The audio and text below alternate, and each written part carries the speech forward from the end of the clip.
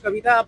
राष्ट्रभक्त के झोला टांगा मैं सुवर्ण आवारा हूं, मुसलमानों से यदि बच जाऊं तो दलितों का चारा हूं। कांग्रेस ने दर्द दिए तब हमने कमल का फूल चुना, यूं ही जेल में डाले हमें बिना कोई पड़ताल बिना। इतनी दिन तक भक्ति किया फिर भी मोदी का मारा हूं, वोट बैंक के राजनीतिक में मैं स्वर्ण बेचारा हूं। हमारे देश में इस वक्त किसकी सरकार है सबको पता है, और मोदी योगी की जोड़ी और अमित शाह ये सरकार में लगातार सतत बने हुए हैं। बिहार की बात कर लें या देश की बात कर लें तो एक ही बात सामने आता है कि सरकार के द्वारा बनाए गए कानून जनता और सबों के लिए कितने हितकर हैं। अभी एक मामला आ रहा है यूजीसी का, जिसमें स्वर्ण समाज काफी नाराज चल रहे हैं। हमारे साथ युवा नेता पुरुषोत्तम जी हैं, ये जुड़ रहे हैं। आपका स्वागत है पुरुषोत्तम। धन्यवाद।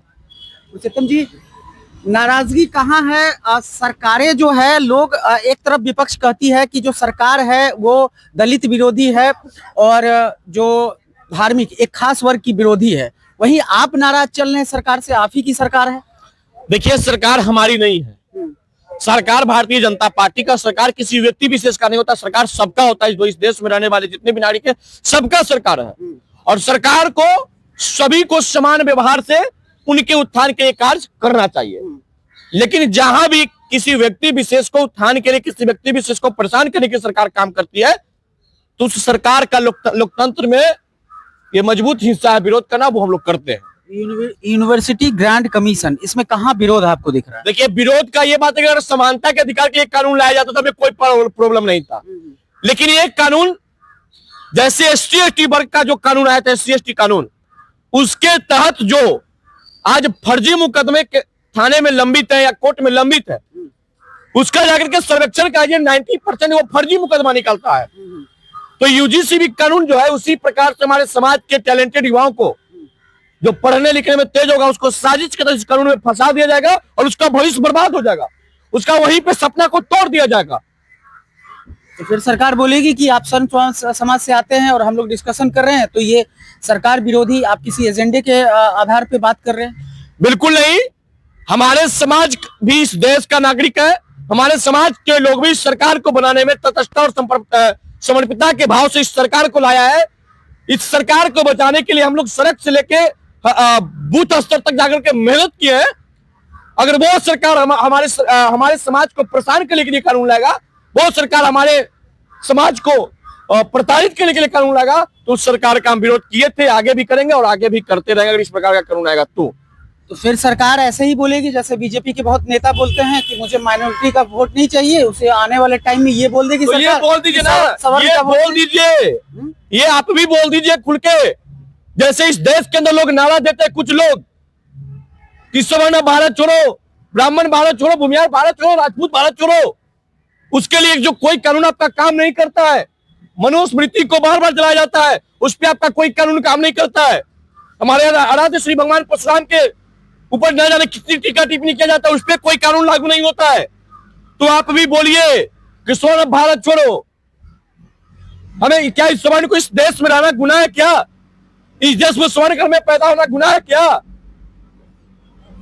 हमने आपके साथ कौन सी गलती किया? हमने आपकी कौन से खेत जोत लिया? हमने आपकी कौन सी जमीन कब्जा कर लिए कि हमारे खिलाफ कानून पे कानून ला करके हमें परेशान कर रहे, हमें प्रताड़ित कर रहे हैं?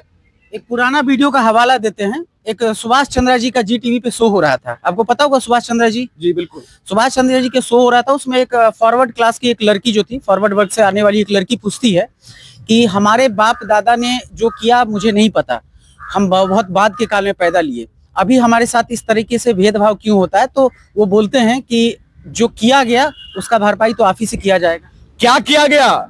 यही किया गया ना कि हमारे समाज के पूर्वजों ने स्कूल और अस्पताल के लिए जमीन दान दी है। वो लोग बोलते हैं कि जमीन आप लोग मतलब हड़पे थे दूसरे से।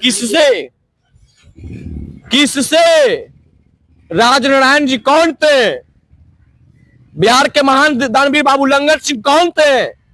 बिहार के प्रथम मुख्यमंत्री डॉक्टर श्री कृष्ण सिंह जी का इतिहास क्या था? हमने कहां कब्जा किया? उन्होंने तो दलित। अरे हमने जमीन दान नहीं दिया होता तो आज स्कूल अस्पताल नहीं बनते, और आज स्कूल अस्पताल नहीं बनता तो ये लोग नहीं पढ़ते। बाबा साहब भीमराव अम्बेडकर के गुरु कौन थे? बाबा साहब भीमराव अम्बेडकर के गुरु कौन थे? ब्राह्मण थे, आज बाबा साहब भीमराव अम्बेडकर को फर्जी तरीके से मानने वाले लोग ब्राह्मणों को गाली देते हैं। उनकी दूसरी शादी भी ब्राह्मण से हुई थी, बाबा साहब की दूसरी शादी यही भी ना बोल रहे हैं। तो इस देश के अंदर जो भी काम लोग कुछ लोग काम करते हैं गाली देने का, सवर्णों के ऊपर जमींदारी का टीका लगा दिया था, हम वही सवर्ण है जो गरीब लोगों को रहने के लिए जमीन दान दिया और बसाए अपने घरों पे। आप बोल रहे थे स्वर्ण आवारा होता है, उस पर कुछ कविता आप? राष्ट्रभक्त के झोला टांगा मैं स्वर्ण आवारा हूं, मुसलमानों से यदि बच जाऊं तो दलितों का चारा हूं। कांग्रेस ने दर्द दिए तब हमने कमल का फूल चुना, यूं ही जेल में डाले हमें बिना कोई पड़ताल बिना। इतनी दिन तक भक्ति किया फिर भी मोदी का मारा हूं, वोट बैंक के राजनीतिक में मैं स्वर्ण बेचारा हूं। भरोसा किया अपने नेताओं पे, यूं ही नहीं हारा हूं, अब भी चुपी रखा मैंने तो मैं ही सबसे बड़ा नालायक हूं, वोट बैंक के राजनीति में मैं स्वर्ण बेचारा। मतलब अब स्वर्ण बेचारा हो गया, वोट बैंक की राजनीति में बेचारा हो गए।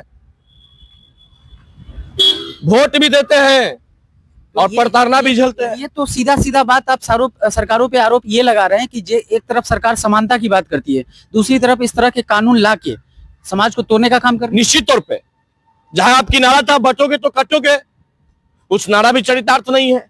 सबका साथ सबका विकास, वो भी चरितार्थ नहीं है। आप नारा देते हैं कि भारत को विश्व गुरु बनाएंगे, तो हमें ये जरा समझा दीजिए कि भारत को विश्व गुरु बनाने में यूजीसी का क्या योगदान होगा।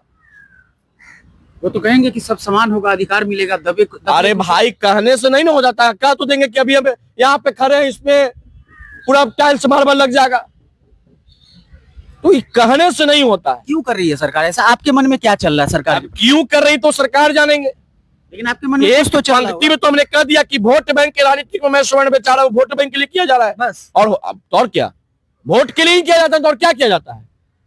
किसी वर्ग के उत्थान के लिए थोड़ी किया जाता है। दलित शोषित वंचित का उत्थान पिछले कई वर्षों से सरकार इन्हीं लोग का, फिर भी उत्थान नहीं हुआ, तो सवाल तो सरकार से होना चाहिए, सवर्ण समाज से क्यों?